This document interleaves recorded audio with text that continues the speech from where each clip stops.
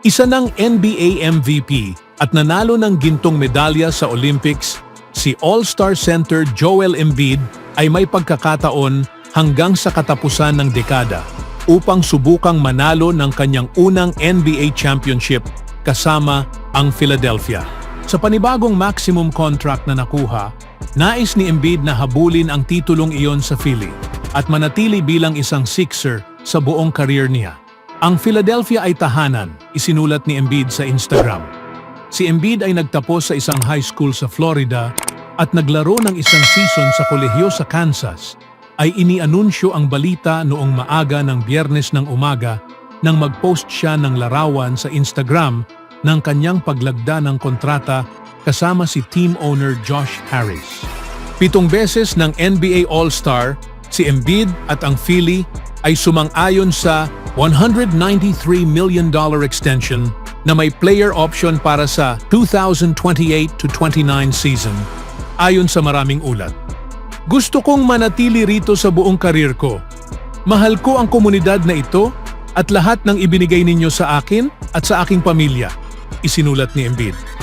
Marami pang trabaho ang dapat gawin. Karapat-dapat kayong manalo ng championship at pakiramdam ko nagsisimula pa lang tayo.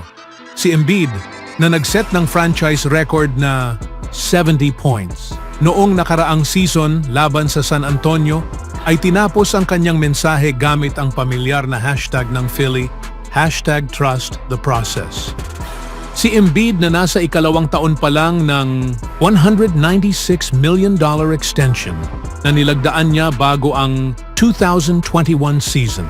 Ang naging ikatlong pangunahing player ngayong off-season na pumirma ng malaking kontrata sa Sixers. Hindi pa nananalo ang team ng NBA title mula 1983 at hindi pa umaabot sa NBA Finals mula 2001. Nakumbinsi ng Philly si Paul George na lisanin ng LA Clippers at pumirma ng 4-year $212 million contract. Ang most improved player ng NBA noong nakaraang season, si Tyrese Maxey, ay ginantimpalaan ng 5-year $204 million extension. Nag-commit ang Sixers ng mahigit $400 million sa sweldo ng dalawang player na naniniwala silang maglalagay sa kanila bilang pangunahing contender upang patalsikin ang NBA champion na Boston Celtics. Sa kontrata ni Embiid, umaasa ang Sixers na ang kanilang Big Three ay makakapagkumpetensya ng maraming taon. Ngunit si Embiid ay may kasaysayan ng mga injury at hindi pa niya nailalabas ang team sa ikalawang round ng Eastern Conference Playoffs. Hindi pa siya nakapaglaro ng higit sa 68 games sa isang season at nag-average ng 34.7 points of 39 games noong nakaraang season. Pinili ng Sixers si Embiid bilang number 3 overall pick sa 2014 NBA Draft at tinanghal na Kia MVP noong 2022-23 season. Nanalo rin siya ng gintong medalya kasama ang Team USA sa Paris Olympics ngayong taon. Mayroon siyang 5 All-NBA team honors, 7 sunod-sunod na All-Star selections mula 2017-24, 3 All-Defensive Team nods at 2 beses siyang naging NBA scoring champion. Si Joel ay nakapagtatag na ng sarili bilang isa sa mga pinakamahusay na Sixers sa kasaysayan at nasa landas na maging isa sa mga pinakamahusay na player sa kasaysayan ng laro. Kami ay labis na natutuwa na ang extension na ito ay nagtataguyod sa kanya at sa kanyang pamilya sa Philadelphia sa loob ng maraming taon, pahayag ni Harris. Si Joel ay isang mahusay na leader, pamilyadong tao, at isang tao ng integridad. Siya ay isang elite two-way player na may kombinasyon ng laki, lakas, at atletisismo na bihira kung hindi pa nakikita sa liga. Siya ay mahalaga sa paghahanap ng prangkisa para sa isa pang NBA championship at pinarangalan kami na patuloy niyang pinipili ang organisasyong ito bilang kanyang tahanan sa NBA. Wala akong ideya noong ako ay na-draft bilang isang 20-year-old na bata mula sa Cameroon kung gaano ako kapalad na mapunta sa Philadelphia, sabi ni Embiid sa isang pahayag ng team. Sa lahat ng tagumpay at kabiguan, Ang lungsod na ito at ang mga fans ay naging lahat sa akin at labis akong nagpapasalamat sa kanilang pagtanggap sa akin. Isang dating batang soccer player, hindi nakahawak si Embiid ng basketball hanggang sa maging teenager siya sa Africa. Nang sabihin ng kaibigan niya na bihira ang 7-footer na nagtatagumpay sa soccer. Ilang buwan lamang matapos iyon, naakit si Embiid sa isang basketball camp sa kabisera ng Yaounde na pinamamahalaan ng NBA veteran na si Luc Mbah a Moute, isa sa 2 player mula sa Cameroon na naglaro sa NBA. Hinikayat ni Mbah a Moute ang mga magulang ni Embiid na payagan siyang lumipat ng 6,000 miles papuntang Florida at tinulungan siyang mag-enroll sa Montverde Academy, isa sa mga pinakamahusay na high school programs sa bansa. Naglaro siya ng 28 games sa nag-iisang season niya sa Kansas bago pumunta sa NBA. Na-miss ni Embiid ang kanyang unang 2 buong season dahil sa mga injury bago siya makapag-settle bilang isa sa mga pinakamahusay na big man at pinakamayayamang player ng kanyang henerasyon.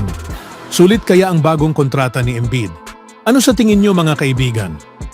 Sa sumunod na balita, ang forward ng Golden State Warriors na si Jonathan Kuminga ay nakakita ng pagtaas ng kanyang papel sa team habang umuusad ang kanyang batang career at ngayon ay malapit ng oras para sa Warriors na bigyan siya ng pangalawang kontrata. Gayunpaman, hindi pa nagkakasundo ang 2 panig sa bagong kasunduan habang papalapit na ang NBA season. Sa kabila ng kawalan ng katiyakan, nakatuon pa rin si Kuminga sa mga bagay na kaya niyang kontrolin sa loob ng court. Ayon sa panayam kay Tim Kawakami ng The San Francisco Standard, ibinahagi ni Kuminga ang kanyang pananaw sa sitwasyon. Hindi ko talaga ito pinagtutuunan ng pansin, sabi ni Kuminga. Ayon kay Kawakami, ayokong mawala sa focus. Nakatuon ako sa kung paano ako magiging mahusay. Paano ako makakatulong. Kapag mas mahusay kang maglaro at mas maraming ginagawa, natural na bubukas ang mga oportunidad. Kaya hindi ako nag-aalala tungkol sa mga bagay na yon dahil alam ko kung sino ako, alam ko ang sarili ko.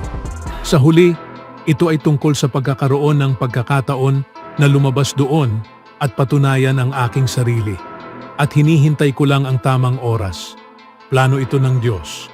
Kaya hindi ko ito iniisip araw-araw. Kung kailan man mangyari, mangyayari ito. Lahat ng tao ay may tamang oras na bubukas ang kanilang pintuan. Hindi pa bukas ang aking pintuan, sa isang punto, bubuksan ito. Alam kong darating din iyon. Kapag tiningnan mo kung ano ang nakukuha o ginagawa ng iba, mabagal ka lang. Kaya hindi ko nais magpabagal. Patuloy kong gagawin ang nakasanayan ko. Nakatakda si Kuminga na laruin ang huling taon ng kanyang rookie contract habang hindi pa sila nakakapagkasundo ng Warriors sa isang extension. Malamang, hinahanap ni Kuminga ang uri ng kontrata na nakuha ng ibang miyembro ng 2021 NBA Draft Class. Parehong nakatanggap ng full rookie max extension sina Franz Wagner at Scottie Barnes. 5-year $224 million mula sa kanilang mga team. Ang Warriors ay nag-aatubili na magbigay ng ganoong klasing deal kay Kuminga na papasok sa restricted free agency sa susunod na summer kung hindi sila magkasundo bago ang deadline. Ang pagtatakda ng eksaktong halaga para sa potensyal na deal ni Kuminga ay mahirap dahil walang malinaw na precedent maliban sa mga nangungunang player mula sa klase na nakatanggap ng rookie max extension. Ang ikalawang tier ng mga player mula sa draft class ni Kuminga, sina Jalen Green, Jalen Suggs, Jalen Johnson, at iba pa, ay nasa parehong kalagayan. Bagaman hindi malamang na bababa si Kuminga ng husto mula sa rookie max average annual value, na halos $45 million, posibleng makipag-usap ang Warriors upang maibaba ito sa saklaw na $30 million to $40 million.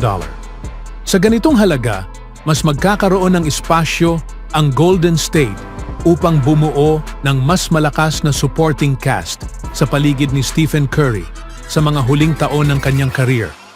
Ano ang masasabi niyo mga kaibigan? Always do it on my own, so I gotta get through it. And And the only thing I know is to love what I'm doing. Never give up, never slow, till I finally prove it. Never listen to the no's, I just wanna keep moving. Keep my head up when I act, head up, that's a fact. Never looking back, I'ma keep myself on track.